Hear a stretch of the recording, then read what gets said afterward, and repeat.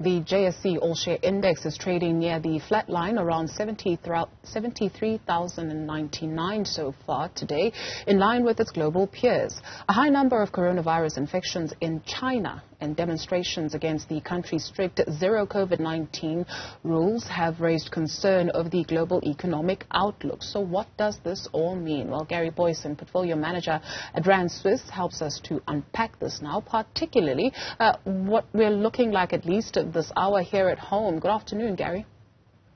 Hi, good afternoon. As you said, All Share Index is tracking the international markets. We are down about 0.4%, but overall the industrial index is actually flat.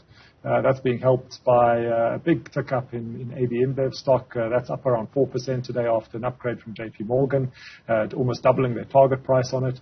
Resources under the most pressure, down over 1%, and that's, as you said, those Chinese protests, I think, just bringing a little bit of risk-off sentiment into the market. People a little bit concerned about what this means for global growth and marking those shares down. Financial index down around 0.5% at the moment. So no huge reaction to the Chinese protests, but certainly markets a little bit more circumspect about aggressive pricing going forward. Standard Bank has posted a trading update for the 10 months to 31 October 2022. What does that performance look like?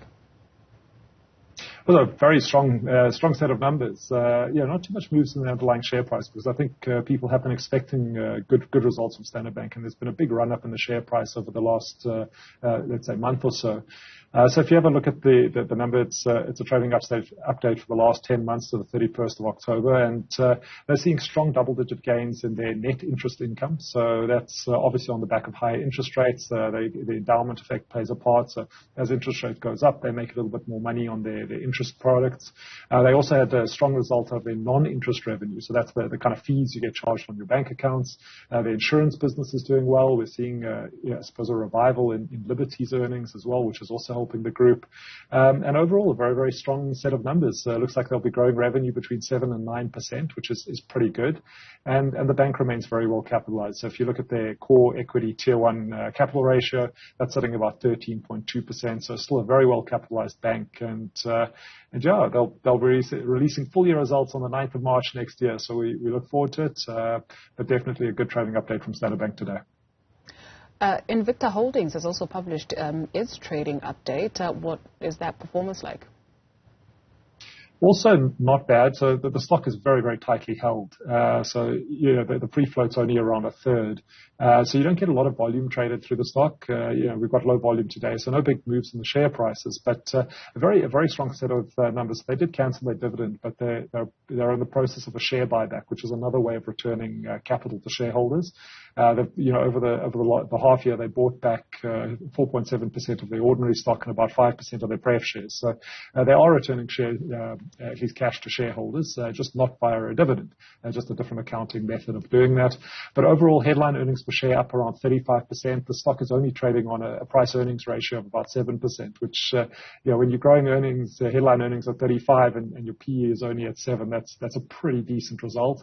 Their revenue is also up around 7.2%, and their cost of sales increase only up around 4.1. So, it's basically got positive jaws, which, if you're increasing your revenue faster than you're increasing costs, that's generally a very good thing for the company. From a strategy point of view, they are focused more on their offshore, so they have seen a slight shift in their revenue profile, only generating 79% from South Africa now, down from about 86% from last year.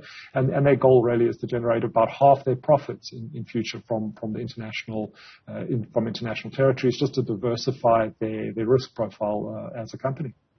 So some happy shareholders all around. Statistics South Africa tomorrow expected to release the unemployment numbers. What are you expecting, at least, there? Well, it's a difficult one because there's no official polls on South African jobless numbers. But if you look at some of the quantitative measures, there's an expectation floating around that we'll see around a 34.3% print, which does reverse the strengthening trend that we've seen for most of this year. So we saw unemployment coming down in the first quarter to 34.5%.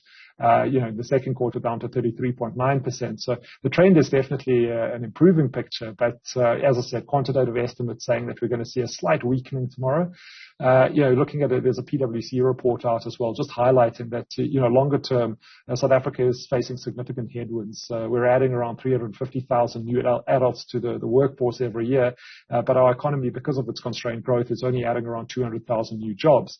So typically you would expect this number to be weakening, and given the constraints to growth around load shedding and the rest, it's interesting to see that we have been strengthening. I think part of that has been the stronger commodity prices, a little bit more money in South Africa, thanks to those commodity prices. But as we can see today, commodity prices under pressure. It is a very cyclical figure. It's very cyclical figures. You can't rely on high commodity prices forever. So unless we make some changes, you would expect the unemployment rate to start dropping. But we'll wait and see what happens tomorrow. Hopefully, we have created more jobs than expected.